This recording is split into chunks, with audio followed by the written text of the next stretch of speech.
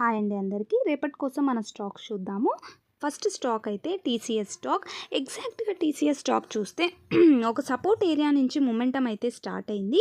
మనము వాల్యూమ్ అయితే మనకి బేరిష్ బుల్లిష్ లాగా అవుతూ ఉంది హై అండ్ లో. బట్ ఇది ఒక సపోర్ట్ ఏరియా నుంచి మొమెంటమ్ స్టార్ట్ అయింది. ఒకవేళ రేపు మండే మనకి ఏదైతే ఈరోజు క్యాండిల్ ఉందో దాంతో అబవ్ ఓపెన్ అయిందంటే ఎంట్రీ ప్లాన్ చేసుకుంటాము. అండ్ నేనేదైతే హారిజాంటల్ లైన్ని మీకు చూపిస్తున్నానో అది మన ఫస్ట్ టార్గెట్ అయితే అవుతుంది. తర్వాత సెకండ్ టార్గెట్ వచ్చేసేసి ఆల్ టైమ్ హై పాయింట్కి అయితే వెళ్తుంది. సో మన ఫస్ట్ టార్గెట్ని మనము అచీవ్ చేసుకోవడానికి అయితే ఫస్ట్ ట్రై అయితే చేద్దాము.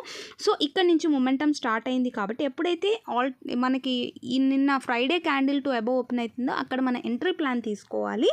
అండ్ వాల్యూమ్ కొద్దిగా బేరిష్ టు బులిష్ మూమెంట్ ఇప్పుడిప్పుడే స్టార్ట్ అయింది కాబట్టి ఎంట్రీ ప్లాన్ తీసుకునే ముందు ఒకవేళ మార్కెట్ వోలటాలిటీగా అండ్ బేరిష్గా ఉంటే మాత్రం కొద్దిగా ఆలోచించి ఎంట్రీ అయితే తీసుకోండి. సో ఇది మీ వాచ్ లిస్ట్లో యాడ్ చేసుకోండి ఫస్ట్ స్టాక్. నెక్స్ట్ స్టాక్ వచ్చేసేసి టెకెన్ స్టాక్ కూడా మనకి మొమెంటమ్ అయితే మనం డిస్కషన్ చేస్తూనే ఉన్నాము. ఈ స్టాక్ కూడా ఆల్ టైమ్ హై పాయింట్ని రీచ్ చేసి మళ్ళీ రివర్సల్ కూడా వచ్చింది. ఎగ్జాక్ట్గా సపోర్ట్ ఏరియా నుంచి బౌన్స్ బ్యాక్ స్టార్ట్ అయింది. సో ఎప్పుడైతే మనకి ఈ క్యాండిల్ టు హై ఓపెన్ అయిందో ఇక్కడ నుంచి కూడా మన ఆల్ టైమ్ హై పాయింట్ అనేది మనకి టార్గెట్ అయితే అవుతుంది. ఇవన్నీ కూడా ఎడ్యుకేషన్ పర్పస్ మాత్రమే, రికమెండేషన్ అయితే కాదు. అనాలిసిస్ మీరు కూడా ఓన్గా చేసుకొని ఎంట్రీ ప్లాన్ అయితే తీసుకోండి. సో మార్కెట్ వోలటైలిటీ అనేది చాలా ఎక్కువ ఉంది, బడ్జెట్ డే దగ్గర ఉంది కాబట్టి ఏదైనా స్టాక్లో ఎంట్రీ తీసుకునే ముందు మాత్రం జాగ్రత్తగా ఎంట్రీ ప్లాన్ అండ్ స్టాప్ లాస్ని మెయింటైన్ చేసుకుంటూ ఎంట్రీ అయితే ప్లాన్ చేసుకోండి. సో ఈ స్టాక్ని కూడా మీ వాచ్ లిస్ట్లో యాడ్ చేసి పెట్టుకోండి.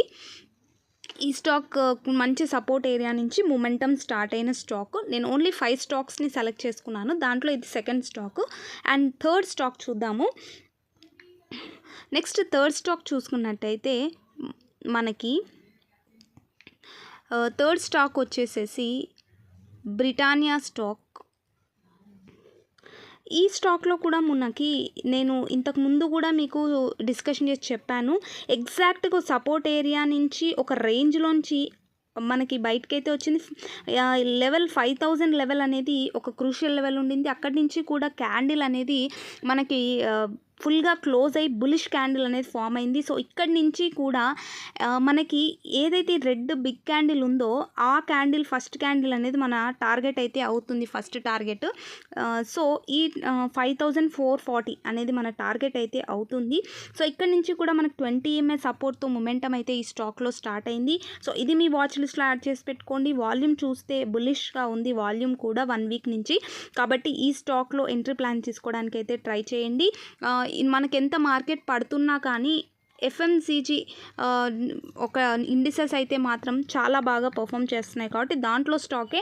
సో అది మీ వాచ్ లిస్ట్లో యాడ్ చేసుకోండి. అండ్ నెక్స్ట్ స్టాక్ చూస్తే ఇన్ఫీ స్టాక్. ఎగ్జాక్ట్గా ఇన్ఫీ స్టాక్ కూడా సేమ్ సిచ్యువేషన్.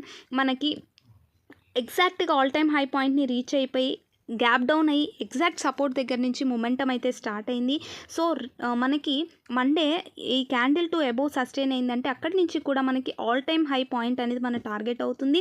వాల్యూమ్ కూడా బేరిష్ నుంచి బులిష్కి చేంజ్ అయింది. అండ్ ఇంత వోలటైలిటీ మార్కెట్లో కూడా ఇది బులిష్ మొమెంటంలో ఉంటుంది. Because IT sector and FMCG sector మాత్రం మంచి పర్ఫార్మెన్స్ అయితే ఎంత మార్కెట్ వోలటైల్గా ఉన్నా కానీ వస్తున్నాయి. సో దాంట్లో ఇది ఒక ఐటీ సెక్టార్ స్టాకే కాబట్టి మొమెంటమ్ అనేది మనకి బాగా కనిపిస్తుంది. సో మనం దీంట్లో ఎంట్రీ ప్లాన్ చేసుకుంటే మన టార్గెట్ని అచీవ్ చేసుకోవడానికి ఉంటుంది. So last and final stock వచ్చేసేసి ఎంఫసిస్ స్టాక్. ఈ ఎంఫసిస్ స్టాక్ కూడా మనకి ఒక్కటే రోజే ర్యాలీ చేసింది. ఎగ్జాక్ట్గా ఒక 105 పాయింట్స్ టు అబోవ్ అయింది. కాబట్టి మన దీంట్లో టార్గెట్ అనేది చాలా లోలో ఆల్ టైమ్ హై పాయింట్ ఏదైతే ఉందో అదే మన టార్గెట్ అవుతుంది. సో స్టాప్ లాస్ మాత్రం చాలా పెద్దగా ఉంది. కాబట్టి ఈ స్టాక్లో ఓన్లీ అబ్జర్వేషన్ చేయడం మాత్రమే మంచిది. బికాజ్ మనం ఎంట్రీ ప్లాన్ చేసుకోవడానికి అయితే లేదు. సో ఇవి అనమాట మన మండే స్టాక్స్. మీకు ఎలా అనిపించింది అనేది కమెంట్స్లో తెలియజేయండి. ఇంకా ఏమైనా డౌట్స్ ఉన్నా చెప్పండి, నేను ఖచ్చితంగా దానికి రిప్లై అయితే ఇస్తాను. Thank you so much.